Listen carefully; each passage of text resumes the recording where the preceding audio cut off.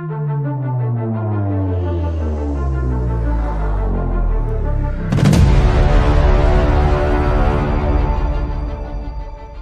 telah memerintahkan kepada Danpol Korem 181 dari pertama untuk melakukan pengejaran terhadap pelaku.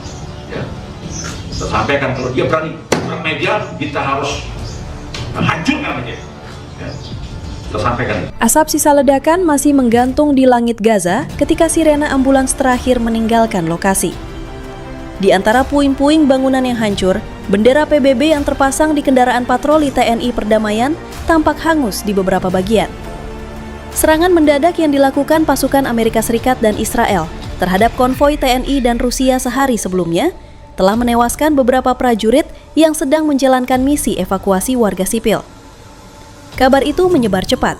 Wajah-wajah para prajurit yang gugur terpampang di pos komando gabungan. Kesunyian melanda ruangan ketika daftar korban dibacakan. Tidak ada teriakan, hanya tatapan dingin penuh amarah tertahan. Komandan kontingen TNI di Gaza berdiri tegap sambil mengepalkan tangan.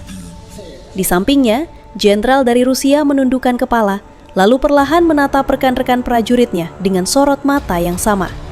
Tajam, gelap, dan siap membalas. Beberapa jam setelah upacara penghormatan terakhir untuk prajurit yang gugur, posko gabungan TNI Rusia berubah menjadi pusat aktivitas intens.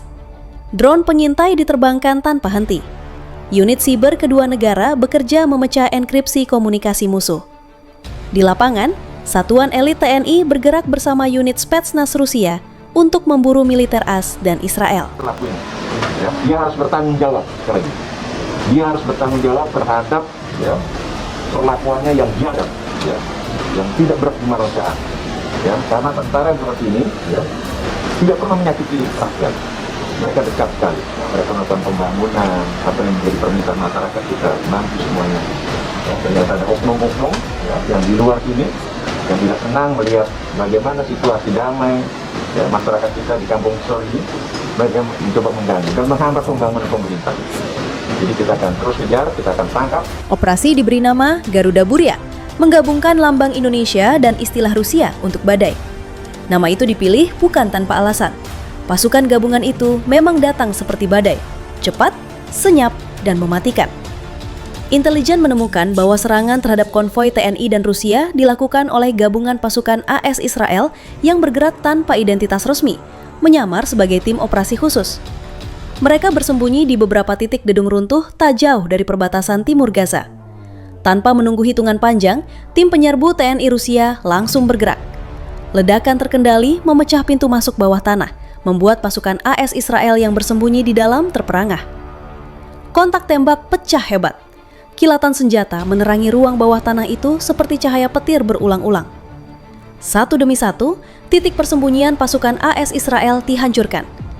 Para komandan gabungan memastikan operasi berlangsung tanpa menyentuh warga sipil Gaza yang berlindung di tempat lain. Terowongan bawah Gaza selalu menjadi teka-teki bagi banyak militer dunia. Namun malam itu, TNI dan Rusia memutuskan untuk menerobosnya. Mereka tahu, pelaku penyerangan terhadap anggotanya masih bersembunyi di dalam. Dan mereka bertekad tidak akan membiarkan satu pun lolos. TNI telah mengirimkan pasukan khusus yang akan membantu memperkuat pasukan yang sudah ada selama ini. Jadi dengan perkuatan dari pasukan ini kita berharap pengejaran TS semakin efektif.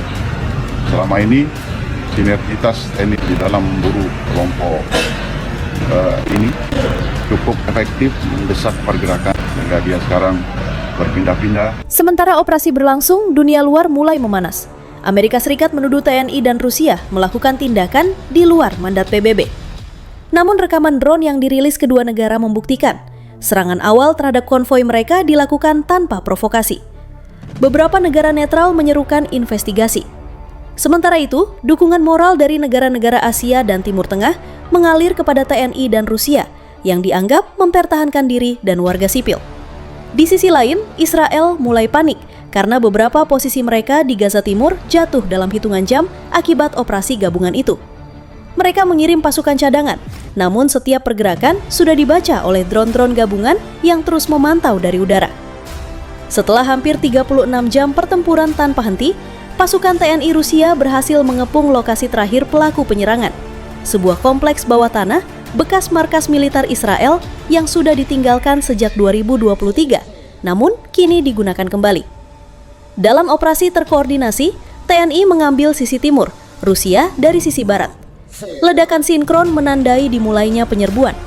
Kontak tembak berlangsung intens, namun hanya dalam 10 menit, seluruh markas musuh berhasil dilumpuhkan.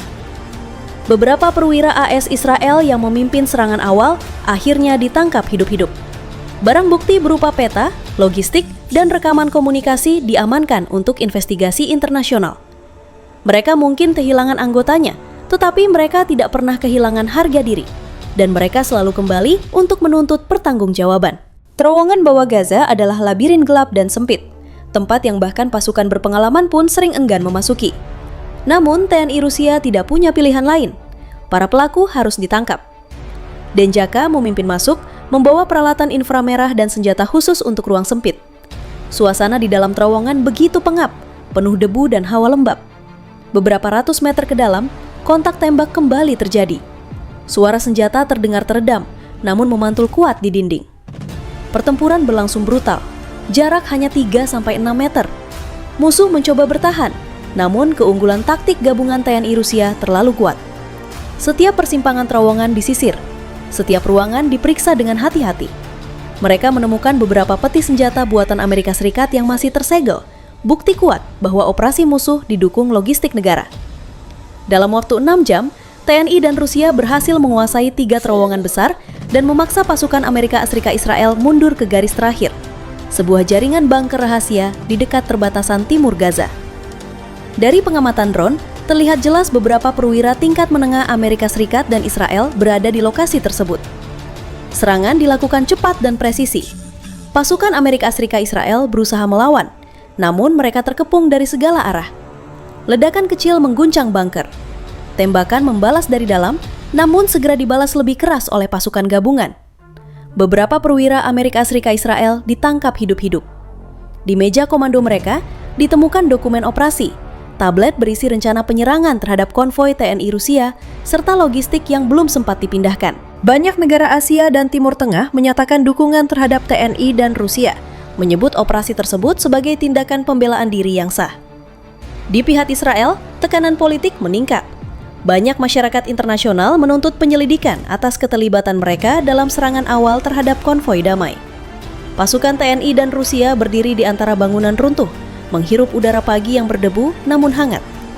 Mereka sudah menjalankan tugas mereka, mengejar pelaku, mengamankan area, dan menegakkan keadilan untuk rekan-rekannya yang gugur.